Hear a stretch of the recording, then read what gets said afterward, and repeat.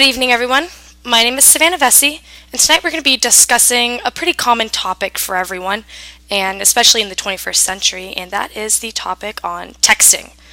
And not just texting, but texting within different types of relationships you have with people.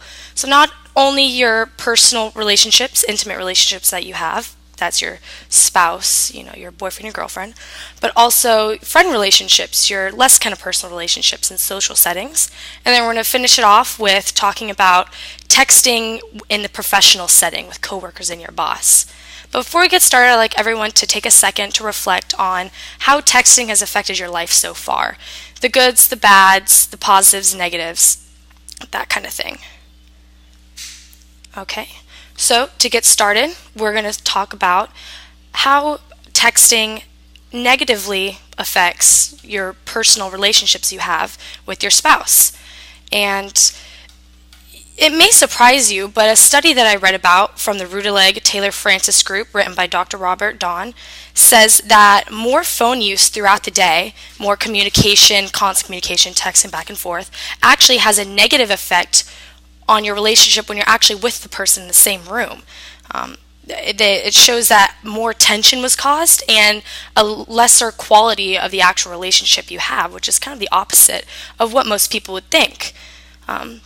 So some things you probably want to avoid while texting in a relationship are avoiding assuming the tone of a text, what they are trying to get across, because since we can't show our body language or facial expressions through letters, there can be a lot of miscommunication that can happen.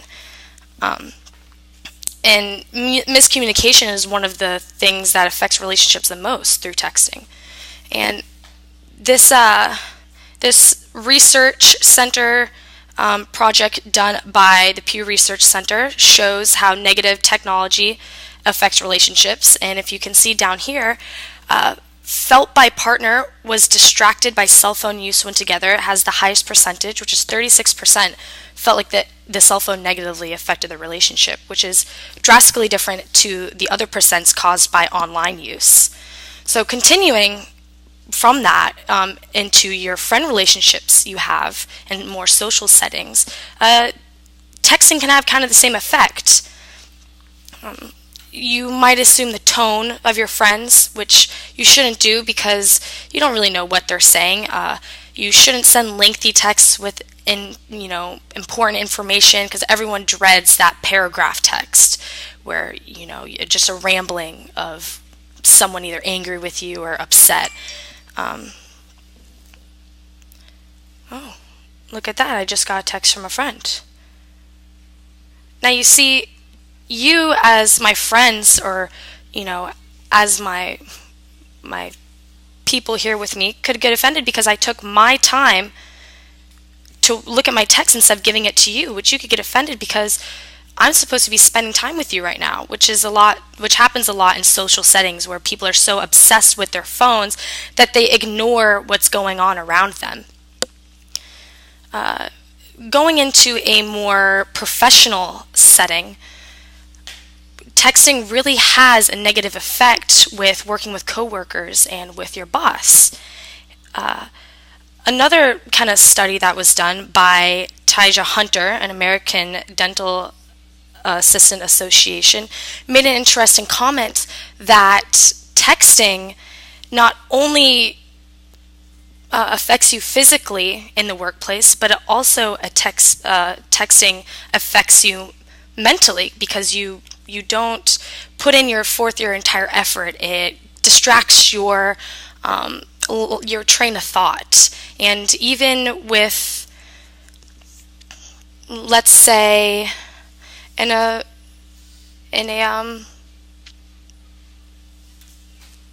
board meeting. Board meeting is a good example. If you take your time away to look at a text during a board meeting, the person giving the presentation will be offended because you're taking their time away from them to pay attention to your personal matter. It can affect your integrity as a professional and really just doesn't look good on you as an employee. Another research that was done by an MIT psychologist, Sherry Turkle, said that people are starting to give more human characteristics to their cell phones and giving people more of an object kind of characteristic. They're paying more attention to their phones and to a machine and taking it away from the people who actually matter. So to conclude this, I'd like everyone to reflect again on how texting affects your relationships with the people you have, whether that's personal, with friends, or intimate, or even in your workplace, and how you might change what you do now because of some of the tips I gave you about avoiding texting in those types of situations. So just always remember that think before you text. All right, so if anyone has any questions, feel free to ask, and I will answer them to the best of my abilities. Yes? I'm noticing by your graph chart that the married and partners greater than 10 years seems to have the lowest percentage rate of negative effects. And I'm wondering if, because the older generation is a little slower on the technology, that they're not all online or familiar with all these new cell phones?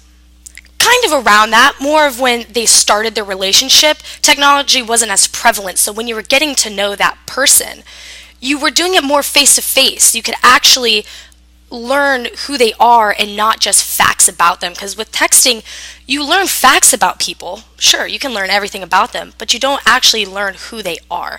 And I think that's why people who are together longer than 10 years is because they didn't have phones to just learn facts about them. They actually got to get to know them. Yeah. Anyone else? Yes? So my question is really just a clarification of your facts and figures up here. So if I'm interpreting this right, you're saying that the Pew Research is saying that distracted by a phone is actually more upsetting than what people are doing online or about the time they're spending online. So it's actually right. Yeah, what they were doing online, not exactly how long they were.